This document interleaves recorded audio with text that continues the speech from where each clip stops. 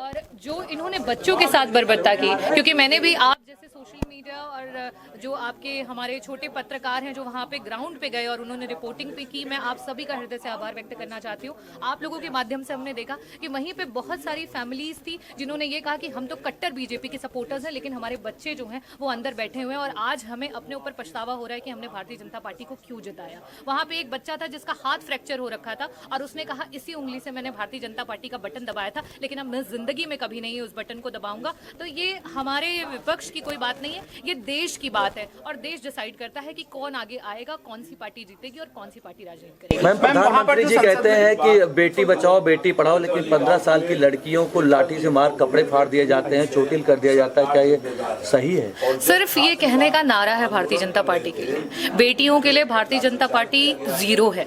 जिस तरीके से 15 लाख बच्चियों का एनरोलमेंट स्कूल्स में चला गया और उसमें खास करके जो हमने देखा है कि 25 लाख बच्चे जो हैं वो पीडीए समाज से आते हैं और उसमें 15 लाख बेटियां हैं जिनको शिक्षा नहीं मिल पाएगी, जो एजुकेट नहीं हो पाएंगी, और एजुकेशन नहीं होने की वजह से हमारा देश कितना पीछे चला जाएगा। और बाबा साहब भीमराव अम्बेडकर जी ने हमेशा कहा है कि किसी भी समाज का, किसी भी देश का, किसी भी वर्ग का जो मापदंड है कि वो प्रगति कर रहा है कि नहीं कर रहा है, उनके यहाँ की महिलाओं से होता है। और इन्होंने खास करके हमारी महिलाओं को आगे बढ़ने पर वार किया। एक तरफ ये नारी वंदन की बात करते हैं और दूसरी तरफ जो है हमारी बेटियां जब वो वॉशरूम के लिए प्राइमरी स्कूल्स में जाने की बात करती हैं तो इनके टीचर्स इतनी गंदी भाषा का प्रयोग करते हैं कि उसको मैं आपके मीडिया चैनल्स पे बोल भी नहीं सकती। जिस तरीके से प्राइमरी स्कूल्स को बंद किया गया, पीडीए की शिक्षा को छीना गया, सीजेपी का जो प्रोटेस्ट हुआ, एक पीसफुल प्रोटेस्ट, एक सत्याग्रही आंदोलन, उसमें हमारे बच्चों को पीटा गया, बर्बरता से बेटियों की छातियों पे वार किया गया और होम मिनिस्टर अभी भी मुंह छुपाए भाग रहे हैं, पार्लियामेंट में चर्चा नहीं करना चाहते। ये अपने में दर्शाता है कि ये भारतीय जनता पार्टी किसी की नहीं है। और खास करके जब ये उनकी बात सामने आई कि जो गोली और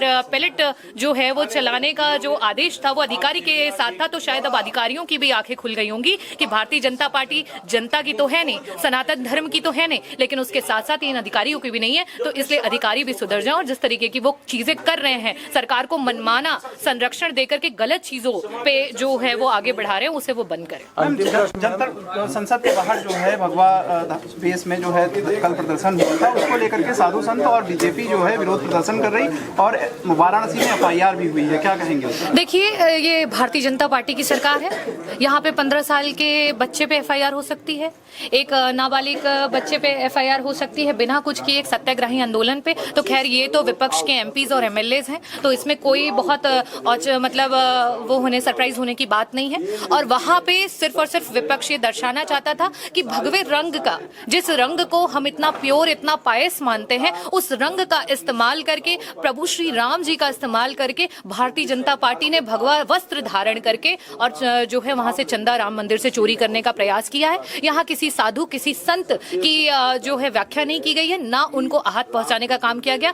जो भारतीय जनता पार्टी ने चंदा चोरी किया है उससे सिर्फ अयोध्या प्रभु श्री राम की धरती से नहीं, पूरे देश का साधु संत जो है उससे आहत है, शंकराचार्य आहत है। लेकिन ये ऐसी सरकार है जिन्होंने शंकराचार्य जी के साथ बर्बरता और अभद्रता की है, तो इस सरकार से कोई अपेक्षा नहीं की जा सकती। जनजी को गटर छाप का है, क्या कहेंगे?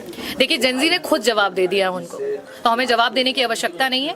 ये हमारी जो है बेटियां हैं, उन्होंने वहां पे धरना प्रदर्शन किया और साथ ही साथ बहुत सारे लोग हैं जो हमारे father of the nation Mahatma Gandhi ji के बारे में अभद्र टिप्पणियां मैं आप ही लोगों के माध्यम से देख रही थी, लेकिन उन पे कोई कार्यवाही अभी तक नहीं हुई। एक 15 साल की बेटी को पूरे देश के सामने सोशल मीडिया पे आकर के हाथ जुड़वा करके, रुला करके आप ऐसी सरकार हैं कि आप उससे जो है माफी मंगवा सकते हैं और ढकोसला कर सकते हैं कि आपने माफ किया। अगर आपने माफ किया तो एफआईआर क्यों की?